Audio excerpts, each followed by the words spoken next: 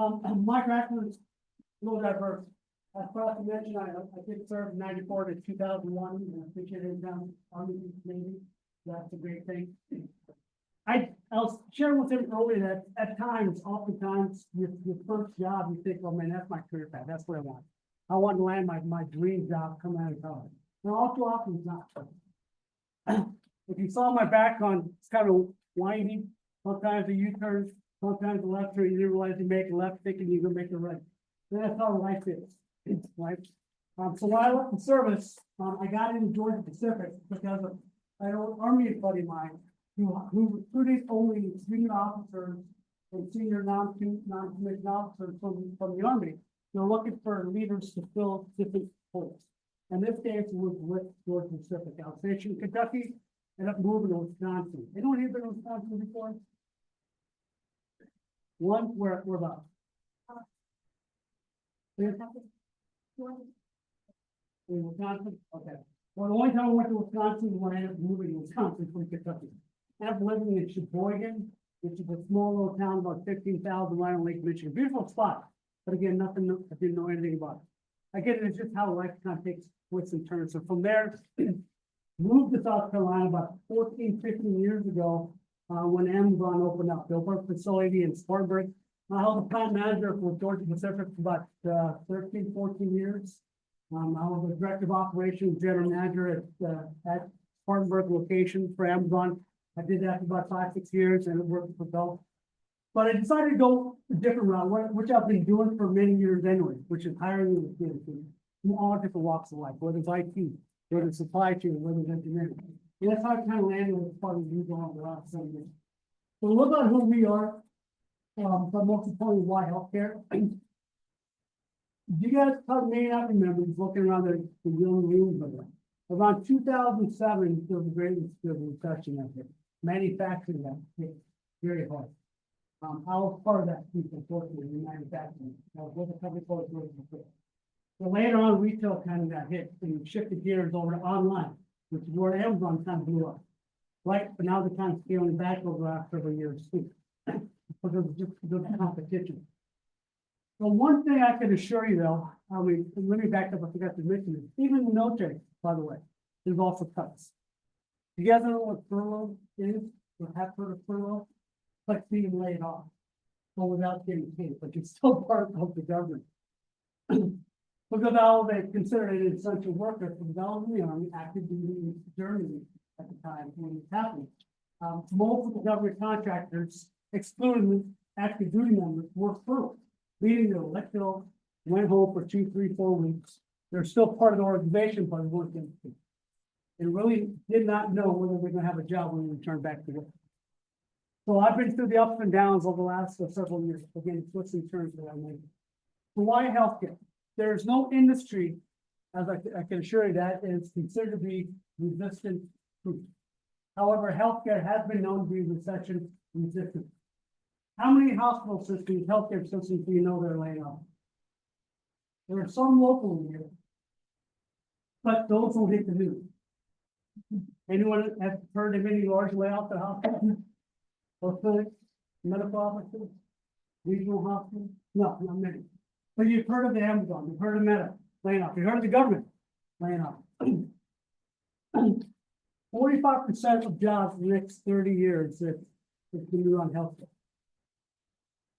Every 9 positions in healthcare, I'm sorry, every 9 positions throughout the United States, 1 will be in healthcare. 1 every 9 jobs will be in healthcare. Just for nursing alone, I know there's not any nurses here, but 2 every 5 open positions at a hospital will be nursing. Quite significant.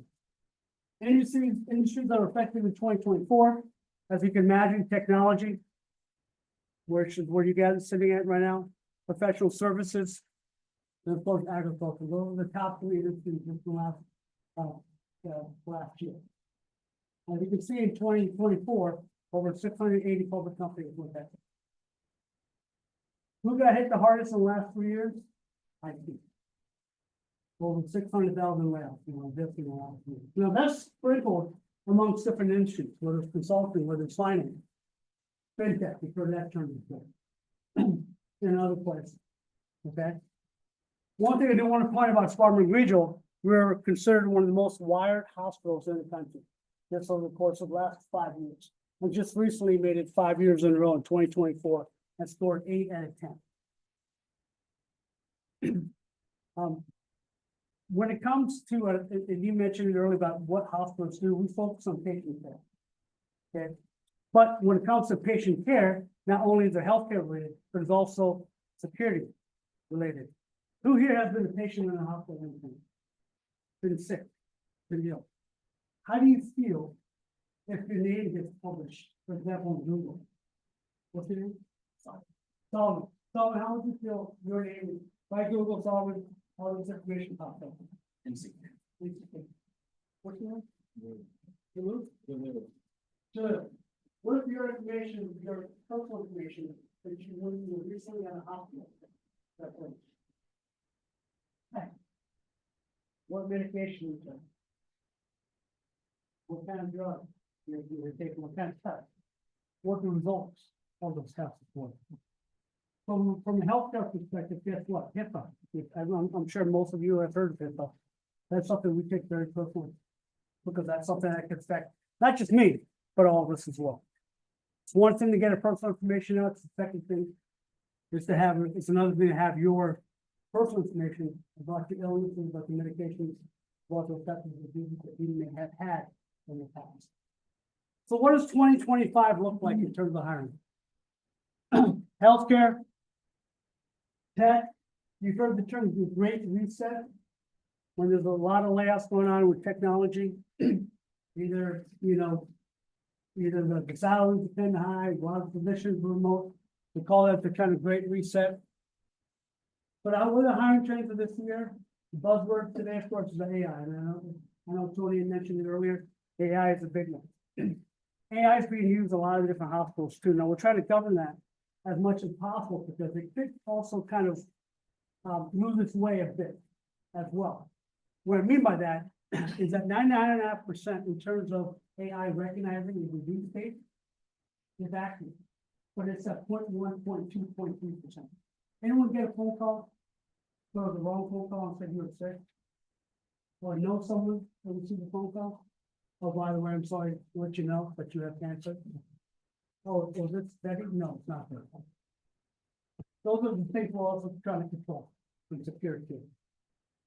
Soft skills is not an important thing that most people kind of take for granted. We're always working to focus on the technical skills, the hard skills.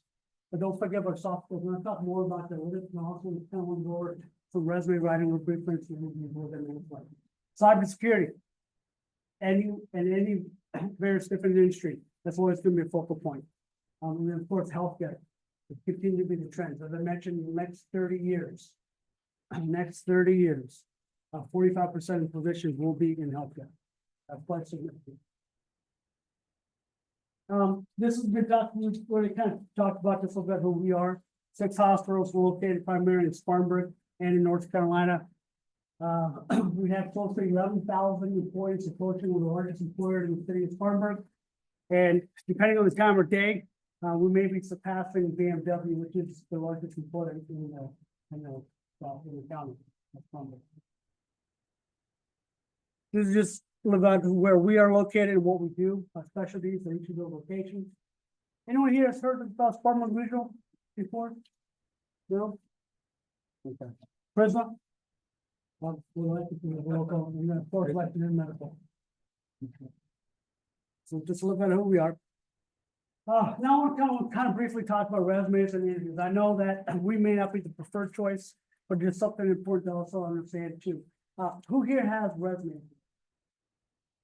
But most, so not. Yeah, they're all ready to get ready. Interviews. Have you gone through some interviews, whether the mock interviews or some real interviews? Okay, great. I want to talk about some of those tips. But I can guarantee you this, resumes get you the interviews and interviews get you the job. I'll show you some statistics here in a little bit, but 250 applications for every one resume, for every one job opening. 250 applications for every one. That's crazy. And some of these schools are feeling that right now. They said, well, I sent out 20, I sent out 50, I sent out 100.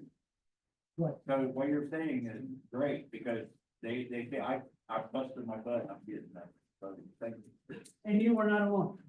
Only 2 to 6% get interviewed out of 250 applications. So I want to talk about what can you make yourself different? How can you be different? One of it is soft skills, as I just mentioned. Your resume to look the same as the next person, other than their name and the address. School's definitely will be the same. The major probably may be the same. All convenient. Absolutely, absolutely. So what can you guys do to separate yourself? So look at this on the screen real quickly. What kind of sticks out? I'm sorry? Yeah, but what about those numbers stick out? Anything pops up? 84%. 84% of them, before they're using social media. What does that mean? Not only are we using it to hire, meaning to communicate with you that we have a job posting, for what we're also doing. Looking at your profile. Yep, so be careful of that. It also falls under 3 and 10. 3 and 10 resumes are rejected because of unprofessional email address. I don't mean it being offensive, but I've seen so many different ways you can use the word booty in the Gmail, Roadrunner, AOL, email address. If you want to use that, that's fine, but not when you apply to a position. Okay? The other one's interesting, 89% hiring managers look for problem solving skills. You have that on your resume. Because at the end of the day, everyone graduates from the same college. But what are you doing different in the next place? And that could be the difference right there. 2-page resume is recommended. 6 to 7 seconds per resume that a recruiter looks at it, which means how many first impressions do you get? 1. And you got 6 or 7 seconds that make that first impression. 77% of hiring managers will reject resumes due to typos, the program medical errors. I've had a number of, unfortunately, candidates, not just from other universities, but also from here, that can't spell or rely on autocorrect to spell your word. And just make sure you double, triple, quadruple check if you need to. Okay. South Carolina, it's spelled without an E at the end of South. Believe it or not, Spartanburg, there's only one S, not Spartanburg. Right. Greenville, how do you spell Greenville? Is there an E, extra E after the end? Those are the kind of things that we see. For worst case, when you can't spell commuter versus computer, again, autocorrect. If you miss an M, sometimes you may spit out something else that you may overlook. Commuter and computer are two different things. All right, some common mistakes are with the master job that you're being applied for, your resume. Gaps. Are gaps okay in your resume? I think some heads nodding yes. Yes, it is. Just make sure you explain that in your resume too. You took a sabbatical, took a year backpack in Europe. You had to take care of a family member. That's okay. What we don't want to see are these spotty, if you will, that looks like a wiffle ball type of resume that has a bunch of holes in it. Fill the gaps, whether it's 3 months, whether it's 1 month. It's going to fill the gap, yes, sir. So as a college student, sometimes I find myself in between like a part-time job. So to say that this semester I had a job, I went for a summer internship. That next semester I'm looking for another part-time job. Do I have to explain that kind of gap, or just like 2 or 3 years, right? For your part-time position while you're a student, I wouldn't worry about it so much. But it is always good to indicate that you do have a work-related experience, work experience. What's your thoughts on them doing a gap year and just traveling around? That's fine. There's absolutely nothing wrong with that. But I would include though, what you did learn during that 12 months, 6 months or year away, or what you did do. But some people did volunteer. Some people did do some things. Maybe took out an online class or something. But just as long as you can explain those types of gaps. What we don't want to do, tech jobs, by the way, you know, the average tenure for a tech job is 1.1 years. Yeah, 1.1.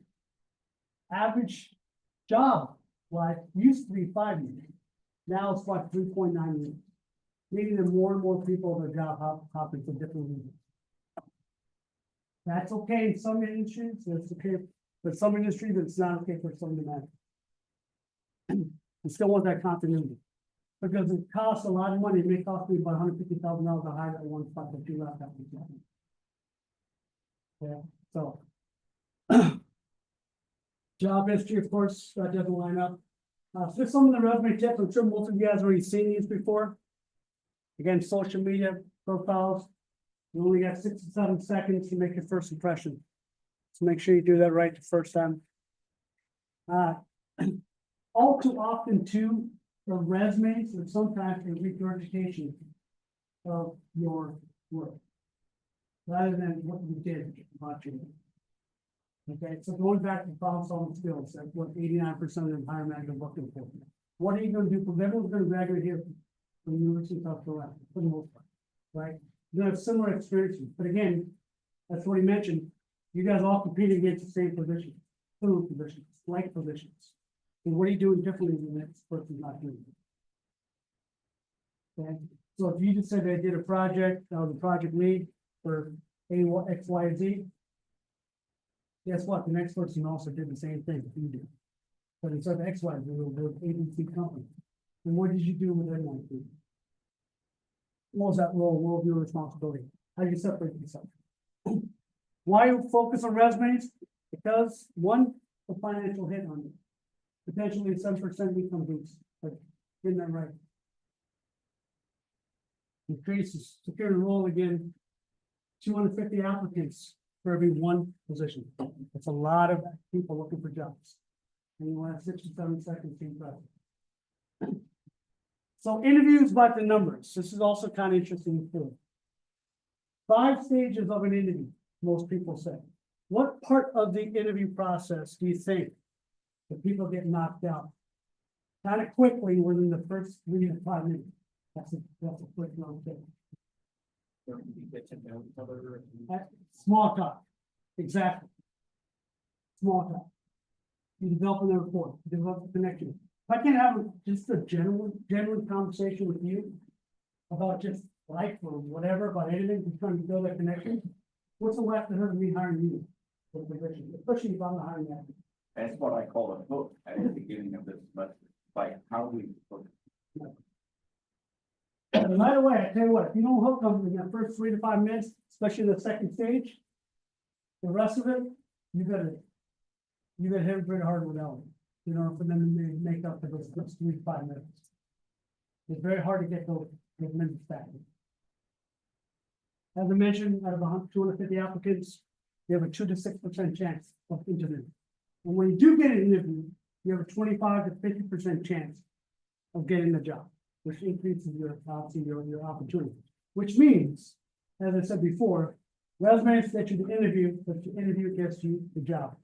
I had an interview with an individual not too long ago, and we were having a conversation, and he told me that he was reincarnated. Do you think that's something that should come up through a conversation or an interview, a small talk or interview? No. Well, he felt comfortable in sharing that with me for whatever reason. That doesn't happen to me that often, so I jumped at that sucker. I want to learn more about how he died. He died sword fighting during medieval crusades. I said, hey man, I gave him a little pen. Say, do you want to show me what happened? He went through the whole little dance, got his head cut off. And there he is in front of you. Those are the types of things you may not necessarily want to share. Okay, because no matter how well written or how awesome that resume looks, black and white, once you have that conversation, you may flip that books and switch right away and say, hey, you know, maybe that's not the person I want to hire. Okay. And just real quick, I'm just giving a personal note. My daughter is now dating someone, and he just went through 3 interviews. And he thought he might get the job. Even still. And so second, you don't get the job. So just be aware when you think you're doing well, you still got to keep pushing, because second, you did all that work and all that great stuff, but you weren't the chosen. Yeah, number of interviews, anywhere from 2 to 10 interviews before you get that job.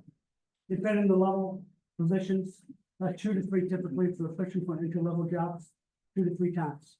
And you're right about that, but sometimes complacency may hit after the second or third interview, thinking, okay, I got this, now it's just kind of reading. Yes, thinking about the moving part, I was kind of just thinking about what you said, $150,000 lost on like either not hiring a candidate or trying to hire a candidate. Where's that money going? How you doing? Well, that's opportunity cost. So imagine the time lost from me paying someone opportunity cost. I'm paying her to fill your, fill that vacancy. So you're working on it. Or maybe some business that we had to put off to the side and not secure, because we didn't have any cost for that problem. From our perspective, if we're on a panel, we could be doing something else to bring money into the company. And we're sitting here interviewing people and we still haven't found it. Yeah.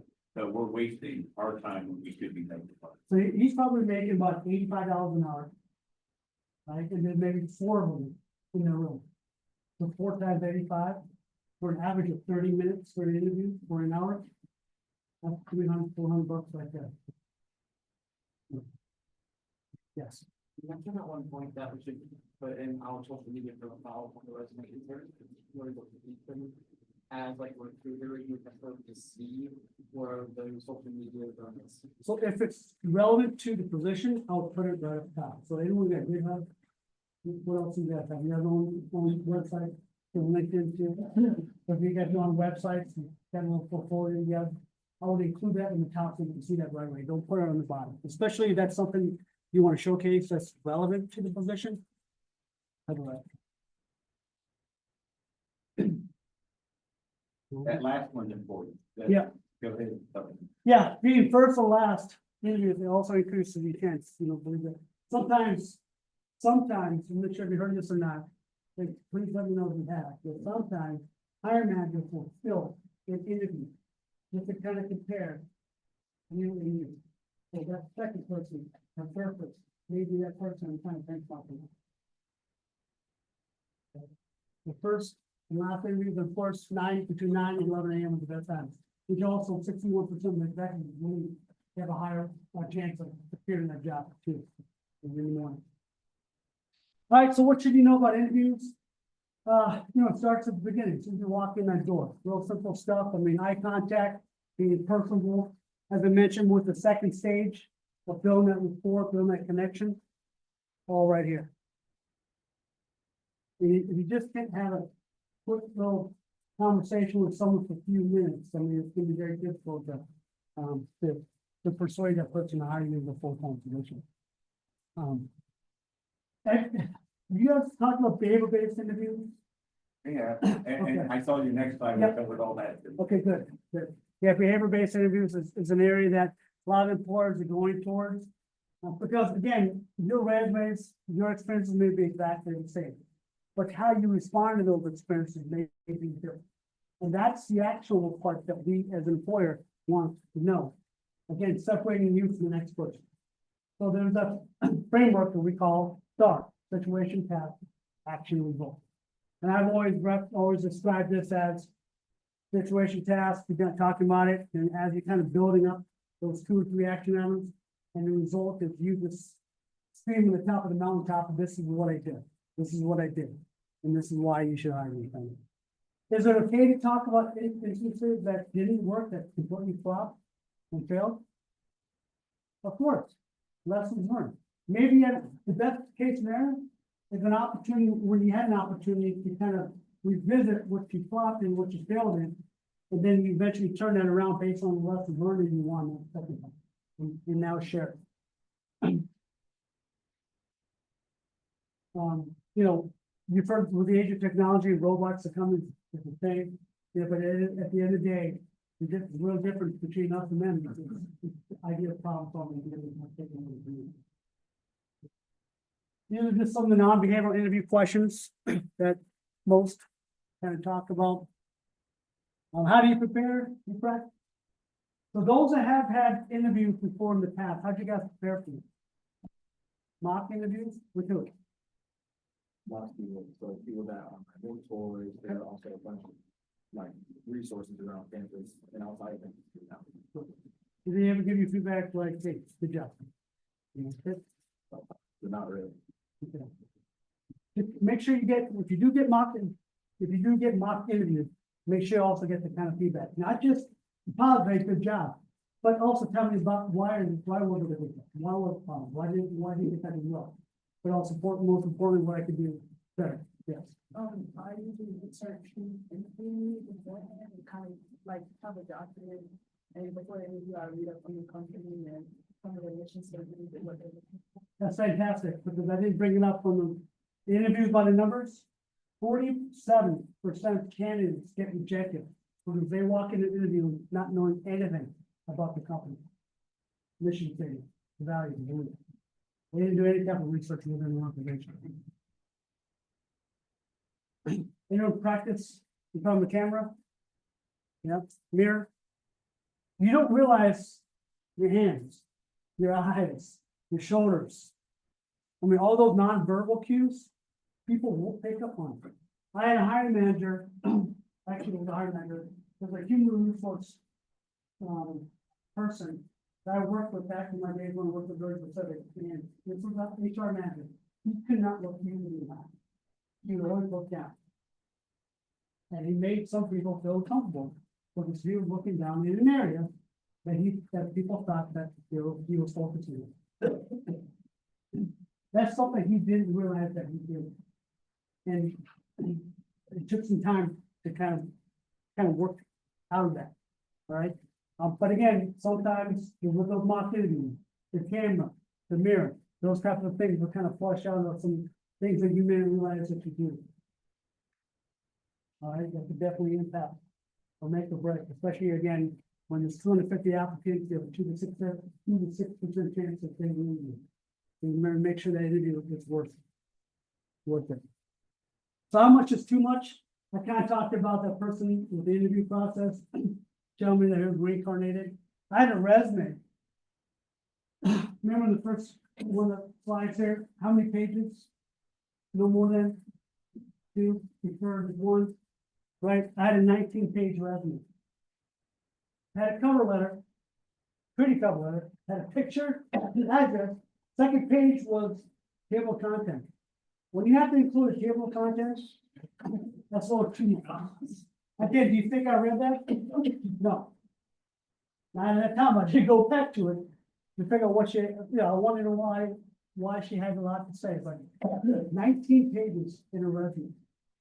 Okay, I also received the resume using a notepad. Anyone use a notepad? A text, with a text. Yeah, don't do that. It's really open up in just one long line. Doesn't make any sense. I hate to say this, I was at a recent STEM fair, not too far from here. And I received a resume from a senior who's graduating this year. And his resume is full. I use that as an example of one that could be what, 30 years. Okay, 30 years later. So just again, make sure you know what you have on paper. Can anyone give me an example? What may be too much? Being personal versus being too personal. An example? It could be, well, I mean, that could be a good thing, but for example, why are you running? Why some people may be going into computer science for build up family. You could definitely share that. About your extreme outdoor issues. Medical issues? Sure. That could be, but that's something that as an employee can ask the question, but if you bring it up. Yeah. And that's a different thing. That's what you know. Yes. So talking about like the activities you do outside of school, I don't get like very fun. Yes, you talk about like the fun by the TV. That's a great example.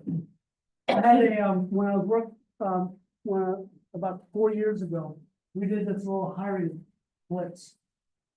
And we had, none of them, Clemson guys, you guys know Clemson? I had about 10 Clemson guys come over and interview, guys and young, interview for a position. 8 out of 10. I asked them, like, well, using the STAR format, if they could, behavioral-based questioning.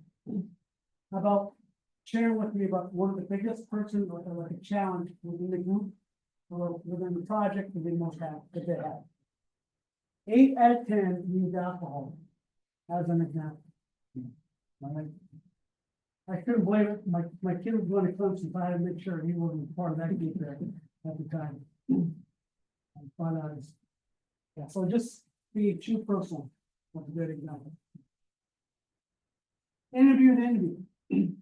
So what kind of questions, this is also important, what kind of questions? So for example, with us, you know, what kind of internships programs do we have to offer when it comes to IT? So as Spartanburg Region, we do offer IT internship positions. But we do offer, so within the healthcare organization, our IT group is a few hundred. And they're scattered all over. So we have the hardware, basically, real simple hardware, and we got the software side. Some work hybrid, some work remote, some work on site. So we want to talk about, you know, what the daily work life of an IT person looks like. That's what we do here, right? What kind of positions, another great question asked, what kind of positions do you have open? What kind of entry-level positions are there available at Spartanburg Region? We have referral teleservices, we have desktop support positions, we have network engineering. We have a technical admin, enterprise administrative position. More seasoned, maybe about 3 years. Have you guys heard of Epic at all? For the most part. Now, the other ones, the competitors are Cerner. Other ones are Capson. Meditech is another one. But most health organizations are using Epic. It's an EMR, electronic medical, or health. Right? So what do you do with Epic? What do you do with that? To make an appointment. You pay your bill. You look at your testing plans. You can refill your medication. You can look at X-ray. I mean, there's a lot of different things that Epic does for you. And we have, as an organization, we have Epic application or according to each of those modules.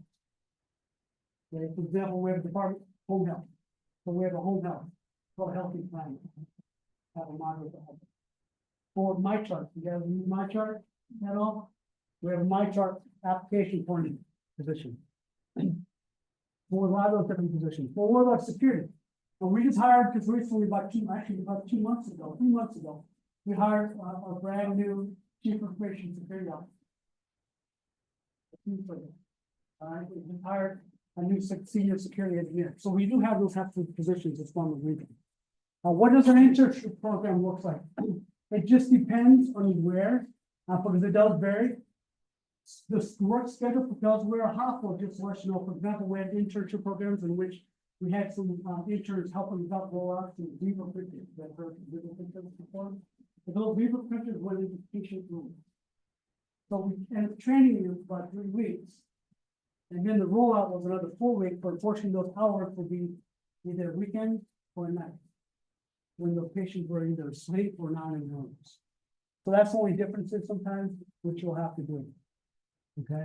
Well, where can I find out more of those opportunities? Well, right up here in the back, all the different job opportunities that we do offer. If you can't find what you're looking for, just shoot me an email and let me know. But we just remind me that we spoke here today, and you may be interested in position. Now, some of the positions are, like I said, for entry level positions and even mod or mid to senior level positions. Could be either on-site, hybrid, or remote. It just depends on those types of positions. We do have over 125 medical offices throughout South and North Carolina. So there will be times in which sometimes, you know, we acquired, for example, 13 cardiology units. And we put those in the regional, we spent several months rolling that program and making sure that system gets all the systems get set up in Spartanburg region. We opened a brand new facility in Eden, which is about 45 minutes away from here. So we had our IT group which is focused on that area for almost about a year. Okay. Okay. Any questions?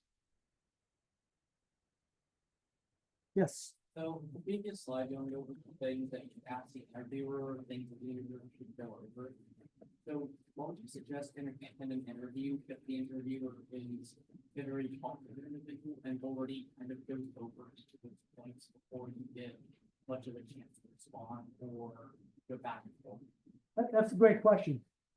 I would preface this. Anytime you walk in an interview, you should always have 2 or 3 things that you want to talk about. What are your wins? There's 2 or 3 wins that you always want to talk about. Okay? Oftentimes, you may have to give an opportunity to be asked a question, to give that response. To tell them that there's 2 or 3 wins on. Maybe it's because they're tough, or maybe they didn't ask you the right question. Anytime you can interview, bring up a scenario. If they're talking about something more off of that last statement, you know, if they're talking about whatever of the project timeline that they were late on, you know, then you can jump on if it's something you had some experience with projects that end up being late. You can talk about jumping, interrupt that person. Well, yeah, I understand what you're trying to do, and just kind of go from there. And then speak about, well, in my experience, this is what I do. You know, if there's some things that you can kind of jump on based on where the direction of the conversation is going, I highly suggest that. Again, walking in with 2 or 3 big wins that you want to talk about. That you do not want to leave that room without that person knowing what you do. Because again, the difference between that, your resume, and the 249 other applicants for the one job, it just is that. And really, I didn't spend too much, I jumped over this thing.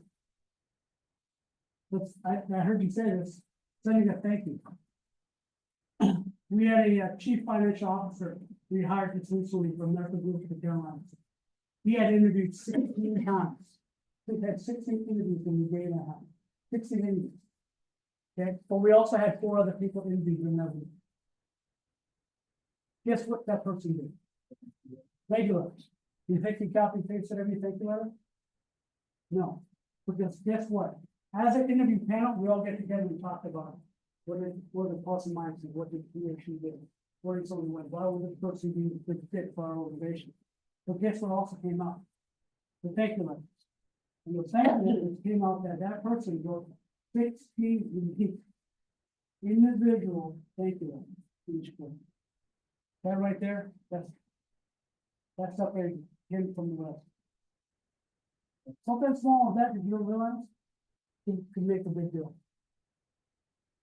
Okay. What else? Any other questions?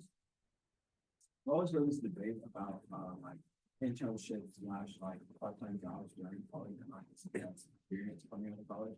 What do you about that? So you're right, some employers don't consider that as experience.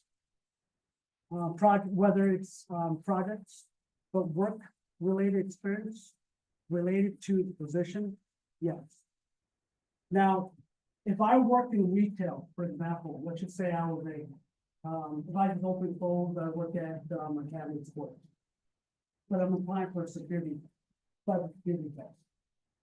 Any of those skill sets that I learned, I acquired, any responsibilities that I did, you think I can relate that to the job on cybersecurity that I'm applying for? You think? Give me one.